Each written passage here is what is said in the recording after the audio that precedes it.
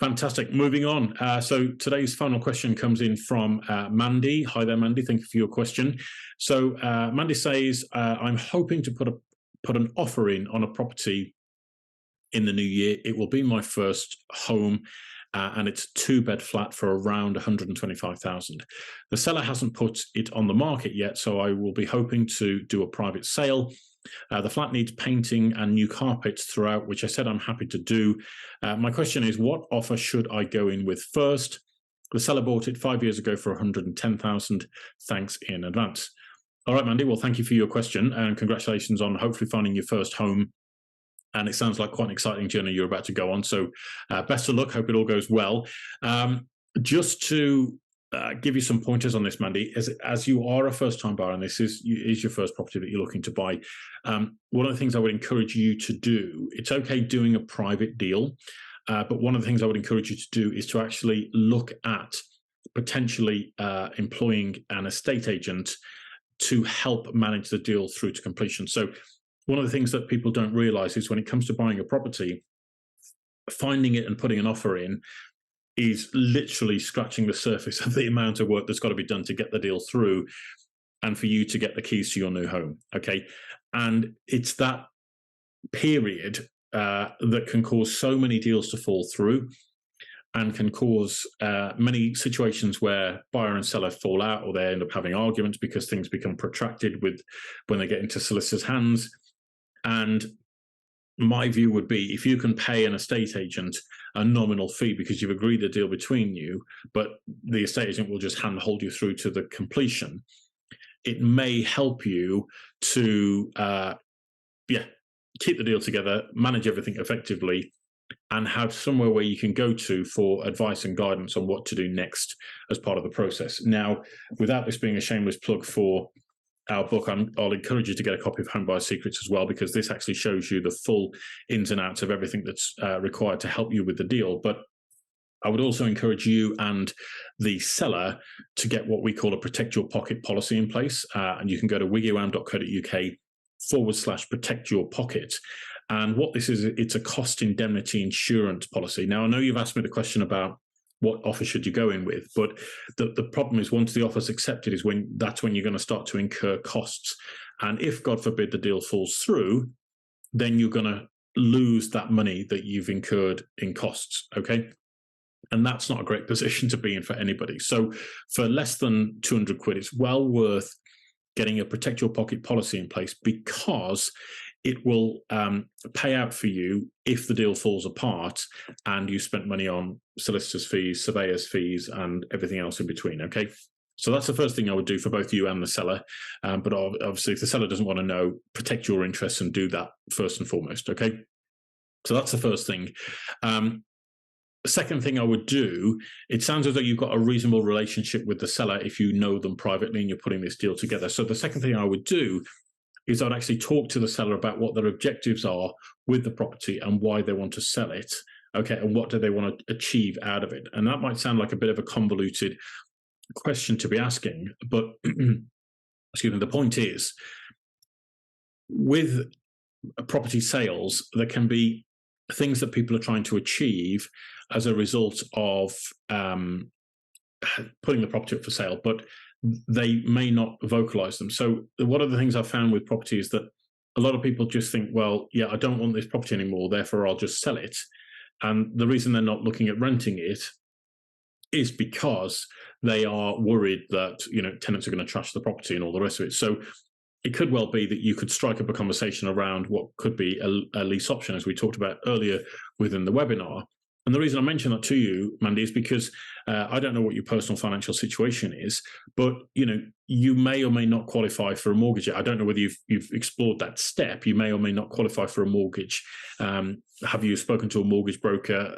Have they approved you for a mortgage and all the rest of it? Because again, this can be a stage where deals fall apart, because you go and sit in front of the mortgage broker, you give them all your pay slips and all the rest of it, and you can't get the level of mortgage that you thought you could get. As a consequence, you're then having to let the seller down because you're not able to buy the property. So, it might open to the door to a conversation about a lease option where you could say, what if we paid you £2,000, £3,000 deposit. We'll do the redecorating and the new carpets, and we'll pay you X amount every single month. And then in 3 or 5 years' time, we'll pay you X for the property, whatever that might be, 110, 115, 120, it doesn't really matter. But the point is, excuse me, that structure of a deal may help you and the seller to get the best out of the property. Okay, and the reason I mention that is because when you, the reason I mention that is when you're in this and you're trying to go into a property deal, you want to mitigate your risk as much as possible. And if you can get into a property without having to put down a huge deposit, in this case, as a first-time buyer, it might be that you're putting down 5% or maybe 10% deposit. I don't know. You've not alluded to how much cash you've got available to put down as a deposit. But the point is, if you can put down less money up front, you've then got more of a financial buffer in the background to weather any potential financial storms that might be coming in the future with a recession on the horizon. Okay. So I hope that helps. I know there's a bit of a twist on things, Mandy, and I know it's probably not what you were thinking, but I wanted to mention that because it could be something that you could use to your advantage in order to help get this deal across the line. Now, what I've seen typically with a lot of first-time buyers, Mandy, is when they have an asking price in mind, they will typically offer very close to that asking price because they don't want to upset the seller and they don't want to lose the property.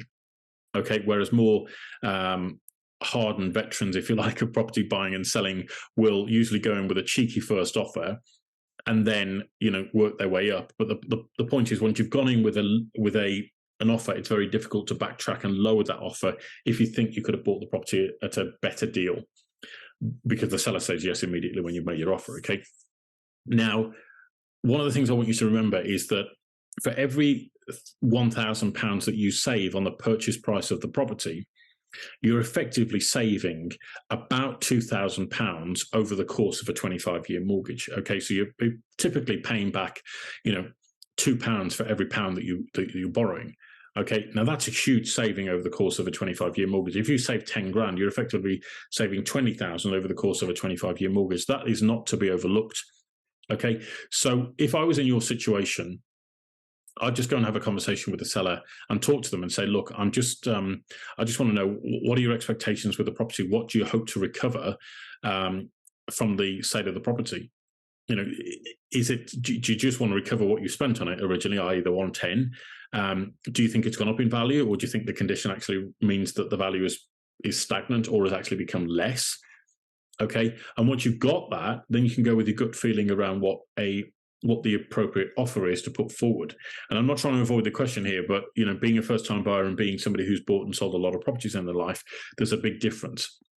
If it was me going in, I'd probably be starting at 110 or less based on the value of the property. But that's just me, because at this sort of level of the property, I'd maybe be looking to acquire it in order to rent it out, which obviously a completely different strategy is what you're looking to do to buy it and be there as your first home. Okay, so you want to reflect on, how long are you likely to own that property for? How long you like to live there for? Is it the fact that you might be, starting a family and therefore you need more space in a few years' time? The key point is you don't want to be overpaying, and you want to try and get the best deal that you can, but also not upset the seller so that you lose out on the property. Okay, so I hope that helps, Mandy. Wishing you the best of luck with that, because I hope it's a new home for the new year, which will be amazing. And obviously, if there's anything else that we can do to help, then please do let me know. But I hope I've given you some food for thought and some options to explore, and kick around as a result of, taking this important step towards buying, your first home, which would be amazing. So good luck with that, Mandy. Wishing you the best of luck, and let us know if we can help you. All right. So, ladies and gentlemen, thank you once again for your time, care, and attention today by being part of the webinar. Really appreciate it. We're here every week doing this to answer any of your property-related questions, whatever they may be, whether you're an estate agent, conveyancer, letting agent, removals expert, surveyor, or a mortgage broker, or anybody else connected with the entire process. We're here week in, week out to answer your important and pertinent questions, whether that's business-related, property-related, or anything else. So feel free to send them in to us. You can send them through to us on email, which is happytohelp@wiggywam.co.uk. That's happytohelp@wiggywam.co.uk. You can also go to our website, which is wiggywam.co.uk. That's wiggywam.co.uk, and connect with us there and send your questions in. Or you can find us on Twitter. Our Twitter handle is @WiggyWam_UK. So that's @WiggyWam_UK. And we'd be delighted to see you on a future episode of our webinars very soon. So that's all from me today, guys and girls. Happy New Year to you all once again. Wishing you all the very, very best. And we're always here to help and assist wherever we can. All right. You take care. See you soon. Bye-bye.